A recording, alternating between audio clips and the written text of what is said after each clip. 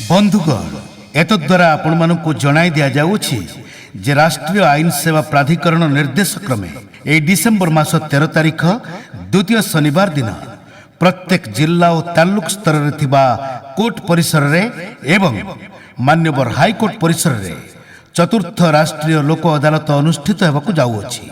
जदि आपणकर कोनोसी मोकद्दमा दीर्घ दिन धरी कोर्ट रे विचाराधीन अछि अथवा आपणकर काहा सहित कोनोसी विवाद लागि रहिछि तेबे सही मोकद्दमा अथवा विवादर सहज और आपस समाधान पाई लोक अदालतर सहायता नियंतु।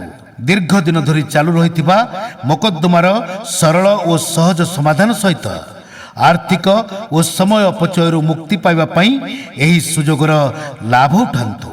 सविशेष विवरण निमंते आपणक निकटस्थ अदालत परिसर रे कार्यरत जिला बा तालुक आईन सेवा कार्यालय सहित जोगाजोग करंतु।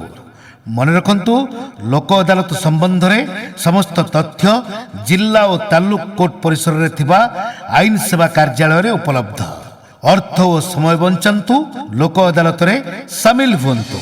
मन रखंतु ए डिसेंबर मास 13 तारिख द्वितीय शनिवार दिन राष्ट्रीय आईन सेवा प्राधिकरण निर्देश क्रमे प्रत्येक जिला और तालुक स्तर रे थिबा कोर्ट परिसर रे एवं मान्यवर हाईकोर्ट परिसर रे चतुर्थ राष्ट्रीय लोक अदालत अनुष्ठित हेबाकु जाउछि।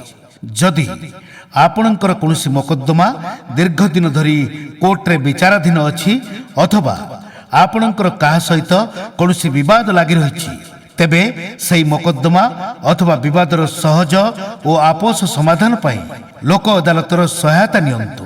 दीर्घ दिन धरी चालू रहिथिबा मोकद्दमार सरल और सहज समाधान सहित आर्थिक और समय अपचयरु मुक्ति पाइबा पई एही सुजोगर लाभ उठांतु। सविशेष विवरण निमंते आपणक निकटस्थ अदालत परिसर रे कार्यरत जिला बा तालुक आईन सेवा कार्यालय सहित जोगाजोग करंतु।